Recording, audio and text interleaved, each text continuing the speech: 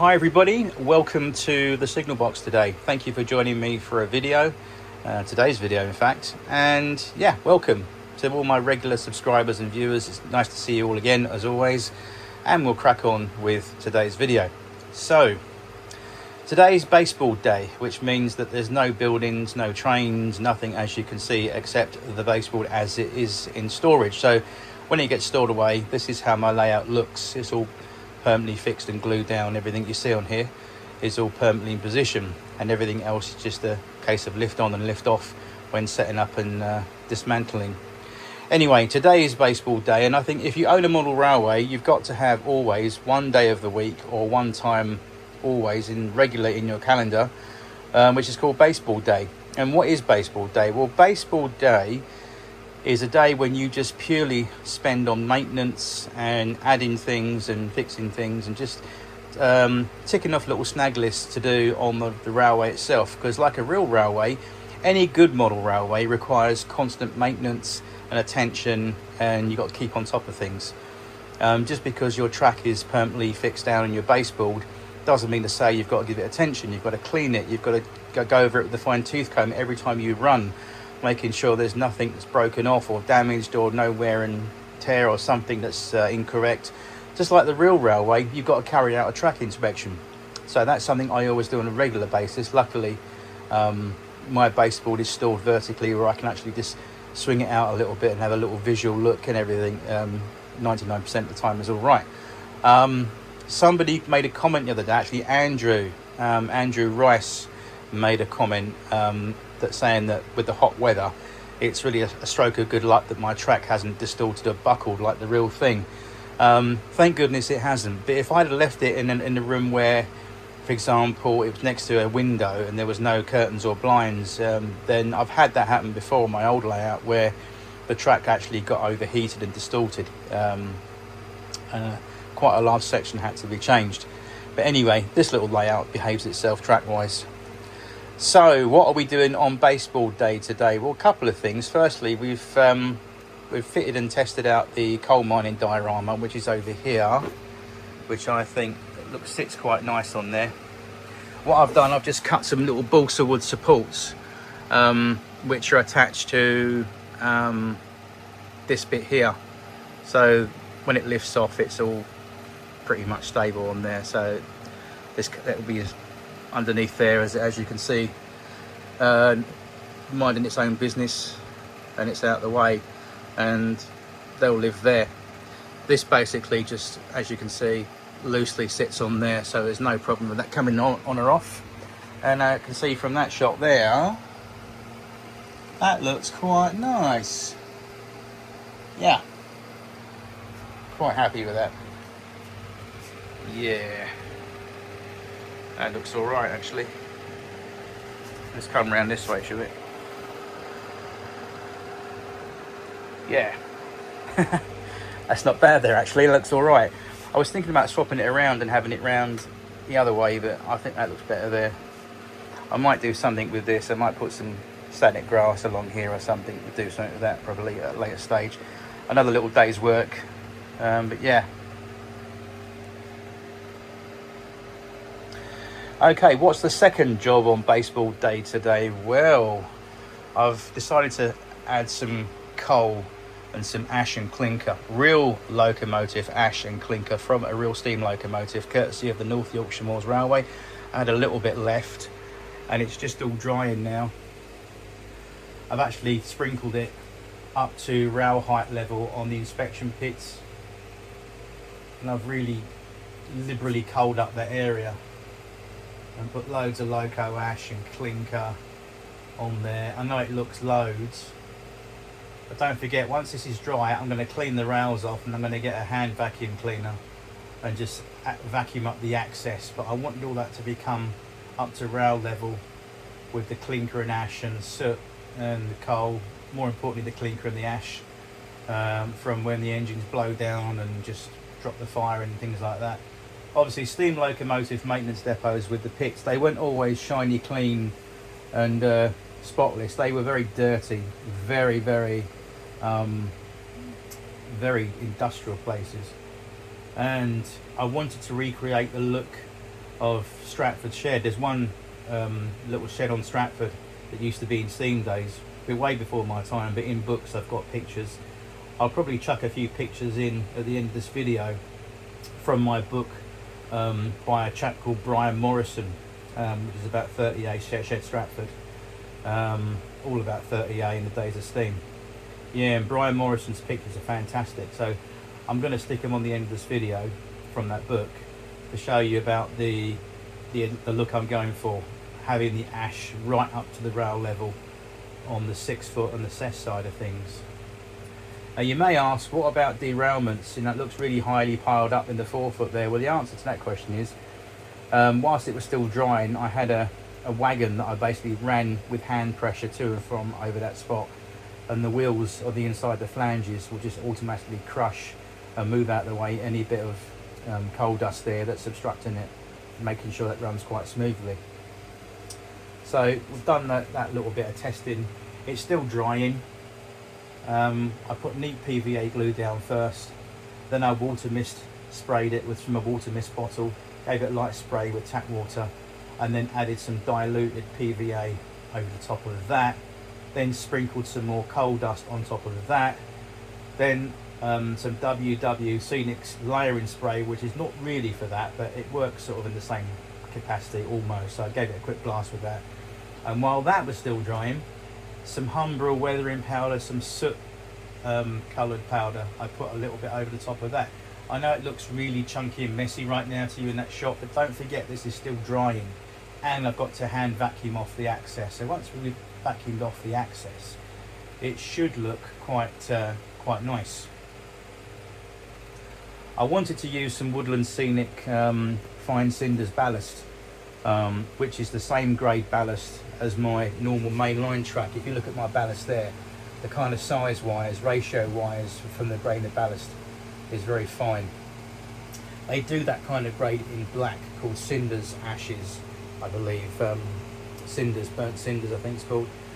Didn't really have the cash on me to get that at the moment, so I thought I'd go with this, and this is more realistic, to be honest with you. I wanted it looking purposely really very full of ash and coal, and that's how a steam yard or a steam locomotive depot in some places would have been. Not all the way in the shed, but certainly the outside where the locos are constantly being coaled up and fires dropped and things like that. And yeah, I wanted to really sort of simulate that there. As you can see there in the shot there, in this bit here, I filled that in today, so that looks much better, I think. Yeah, that's kind of how I wanted it to look. So these large pieces of coal that you see there, some of them will be left in place, and some of them will mostly be vacuumed off. On the actual pit floor, it's really covered there, and I didn't put any glue in there. It's just where I've sprinkled it and it's dropped in there. So again, vacuum cleaner come along and take care of that, so it'll look much better. I'll clean the rails up as well, so next time we see it, it should look good. So I'm going to give it a couple more hours to dry by this afternoon, and then we should attempt a little bit of light vacuuming, and it should be all good to go. And then we'll just clean the rails up and job done.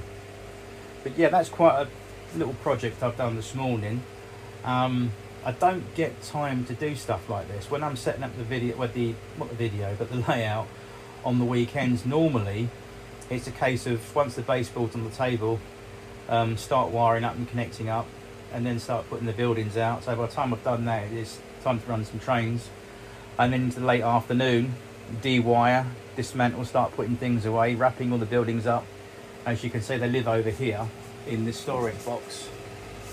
As you can see, they're all individually carefully wrapped in bubble wrap, so it's quite a bit of an effort to set up and take down every single time at the moment, while I haven't got the space to have it permanently set up.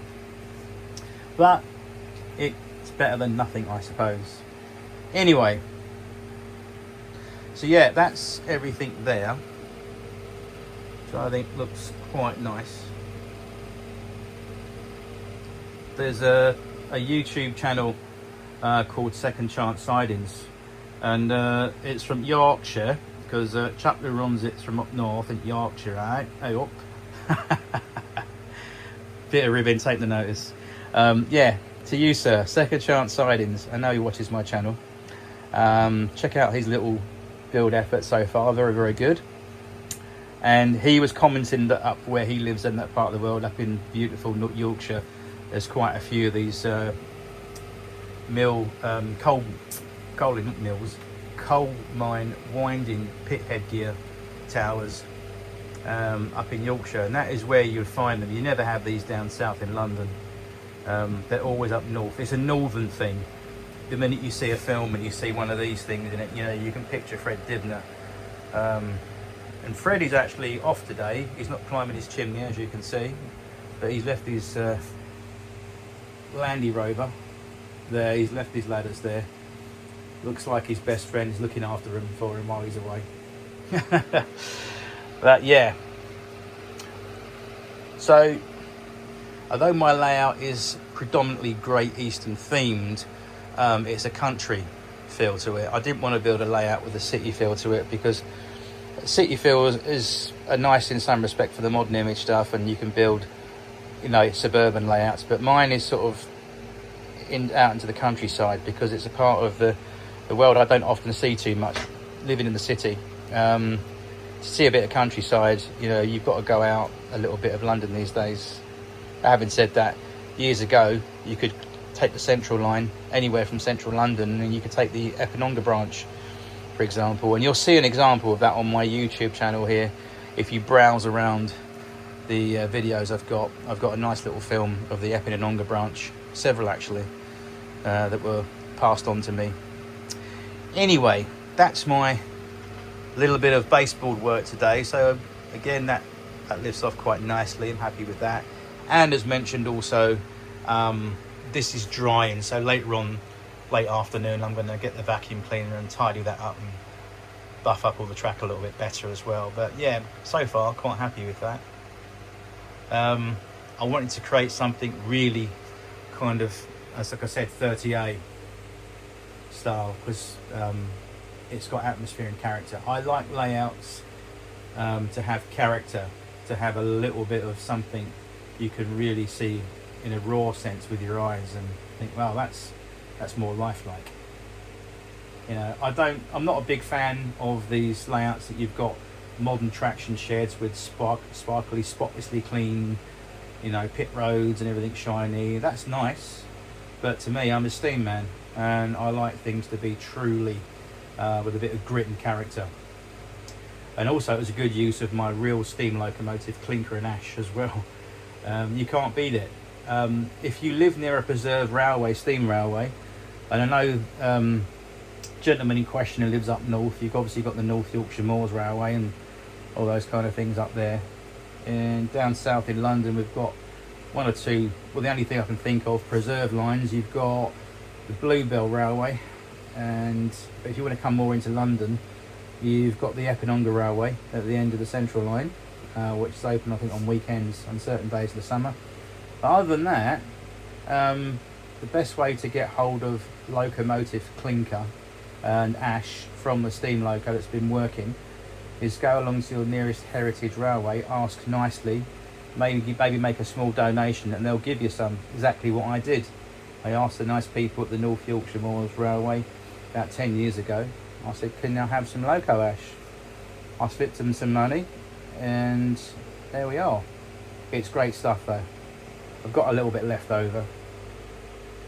I might put it in my coffee later on, you never know. Add a bit of crunchy flavour, what do you reckon?